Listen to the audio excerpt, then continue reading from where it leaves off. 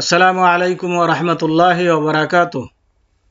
আলহামদুলিল্লাহি রাব্বিল আলামিন ওয়াসসালাতু ওয়াসসালামু আলা আশরাফিল আমবিয়াই ওয়াল মুরসালিন নবিয়িনা মুহাম্মদ ওয়া আলা আলিহি ওয়া আসহাবিহি আজমাইন, আম্মা বা'দ। সম্মানিত ছাত্র ভাইরা, আমি এখন বাংলা বিভাগের প্রথম শ্রেণীর হাদিসের ক্লাস শুরু করছি। হাদিস নম্বর হচ্ছে 10 এবং বিষয়বস্তু হচ্ছে সচ্চরিত্রের মর্যাদা। আসুন আমরা হাদিস পাঠ করে তারপরে হাদিসের অর্থ জেনে নিই।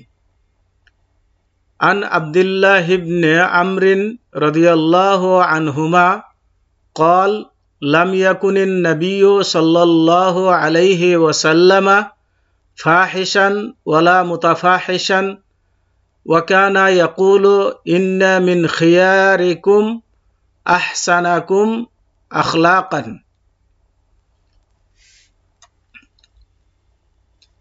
আন মানে হইতে, আমি এর পূর্বেও বলেছি আনের পূর্বে একটি শব্দ উজ্জ আছে যেটা হচ্ছে রবিয়া, যার অর্থ হচ্ছে বর্ণিত হয়েছে।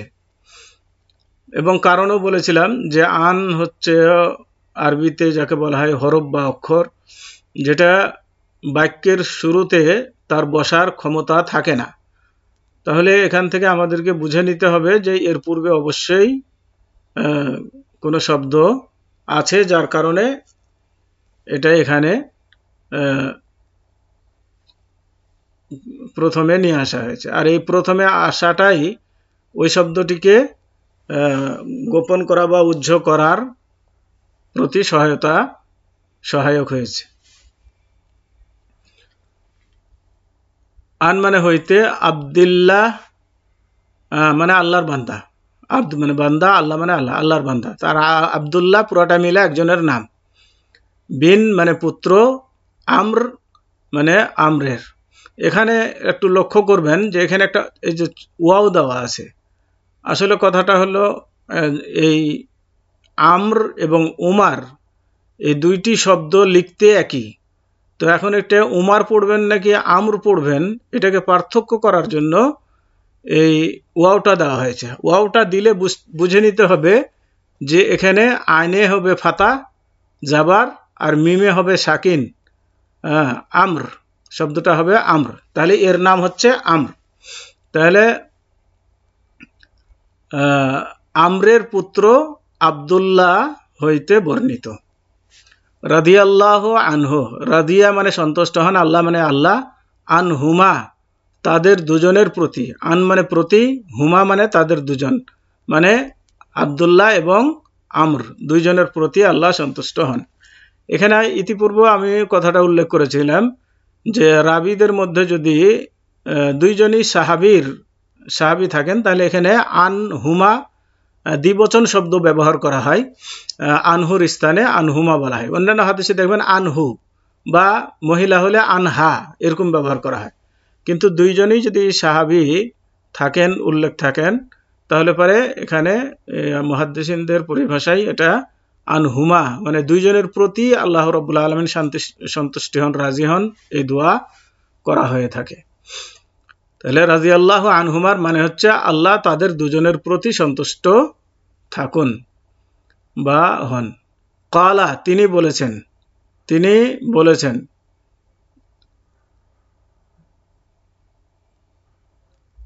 তার মানে এখানে তিনি বলেছেন মানে আব্দুল্লাহ বলেছেন।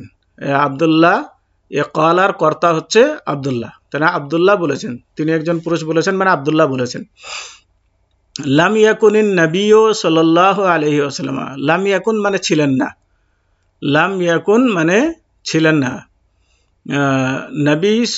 নবী মানে নবী, সাল্লাল্লাহু আলাইহি ওয়াসাল্লাম, নবীর মানে আমি আগে বলেছিলাম বার্তাবাহক।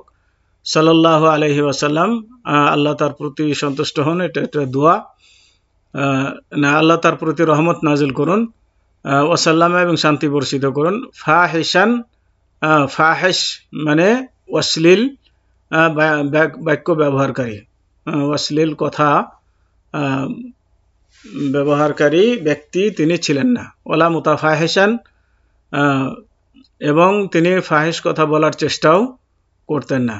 ও কানা ইয়াকুলু, কানা ইয়াকুলু, কানা মানে ছিলেন, ইয়াকুলু মানে বলতেন, মানে তিনি বলতেন যে ইন্না নিশ্চয়, মিন খিয়ারিকুম, মিন মানে হইতে, খিয়ার মানে উত্তম, আর কুম মানে তোমাদের, তাহলে তোমাদের মধ্যে উত্তম, নিশ্চয় তোমাদের মধ্যে উত্তম, আহসানাকুম আখলাকান, আহসানাকুম মানে আহসানা মানে উত্তম, কুম মানে তোমাদের মধ্যে, আখলাকান মানে চরিত্র, আখলাক মানে চরিত্র, তাহলে চরিত্রের দিক দিয়ে তোমাদের মধ্যে যে উত্তম সে তোমাদের মধ্যে উত্তম ব্যক্তি। এবার আসুন হাদিসের অর্থ।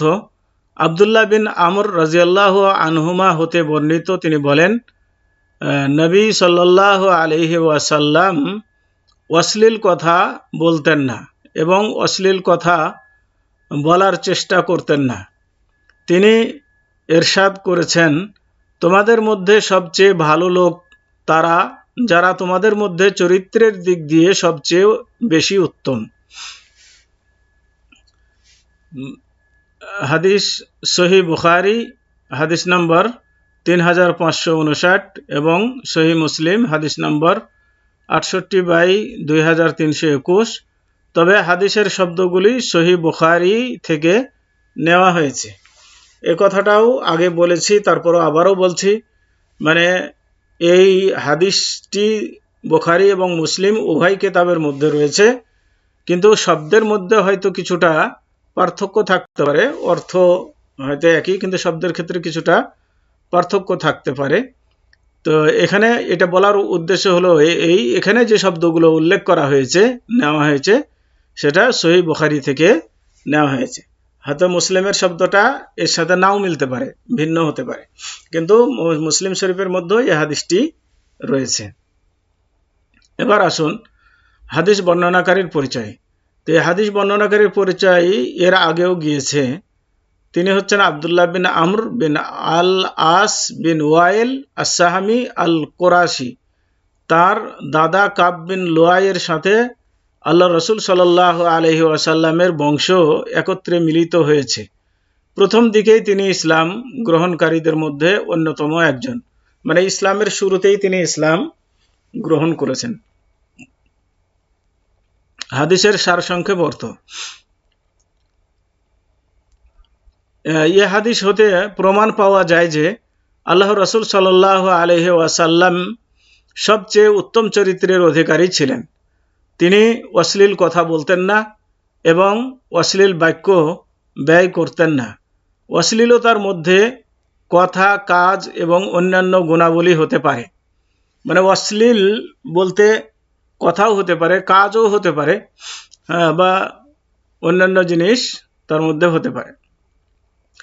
আল্লাহর রসুল সাল্লাল্লাহু আলাইহি ওয়াসাল্লাম হাসি মজাক করেও অশ্লীল বাক্য ব্যয় করতেন না, মানে হাসি ঠাট্টার ছলে অনেকে খারাপ কথা বলে, মিথ্যা কথা বলে, তো এই ধরনের কথা তিনি বলতেন না। হাসি মজাকের ছলেও খারাপ কথা বা অশ্লীল কথা বলা যাবে না। তিনি বলতেন, আল্লাহ তাআলা অশ্লীল বাক্য ব্যয়কারীকে পছন্দ করেন না। তার মানে যারা অশ্লীল কথা বলে তারা আল্লাহর নিকটে ঘৃণিত ব্যক্তি, ভালো ব্যক্তি নয়, পছন্দনীয় ব্যক্তি নয়। তো এই হাদিস হতে শিক্ষণীয় বিষয়, হাদিস থেকে আমরা যেটা শিখলাম তা হচ্ছে, এক, হাদিসে ইসলামী বিধানের মহত্ব খুঁজে পাওয়া যায়, কেননা ইসলাম মুসলমানদেরকে উত্তম চরিত্রের অধিকারী হওয়ার প্রতি আহ্বান করে, যেমন কষ্ট দেওয়া থেকে দূরে থাকা এবং মানুষকে হাসি মুখে অভ্যর্থনা জানানো এবং ভালো কাজ করা। দুই, সচ্চরিত্রের অধিকারী হওয়া উচিত এবং খারাপ চরিত্র পরিত্যাগ করা অপরিহার্য। তিন, সচ্চরিত্র একজন লোককে কিয়ামতের দিন আল্লাহর রাসূল সাল্লাল্লাহু আলাইহি ওয়াসাল্লামের নিকটবর্তী করে দেবে। তার মানে যার চরিত্র যত ভালো সে তত আল্লাহ রসুল সাল্লাল্লাহু আলাইহি ওয়াসাল্লামের নিকটে স্থান পাবে।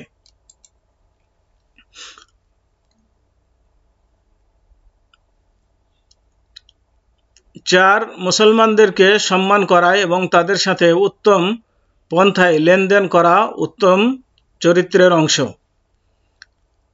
5 যে ব্যক্তি সচ্চরিত্রের অধিকারী হবে আল্লাহর প্রিয় বান্দা হিসাবে সে পরিগণিত হবে। 6 উত্তম চরিত্রের মানুষই উত্তম মানুষ। তার মানে ভালো মানুষ হতে হলে উত্তম চরিত্র অর্জন করতে হবে, এর কোনো বিকল্প নেই।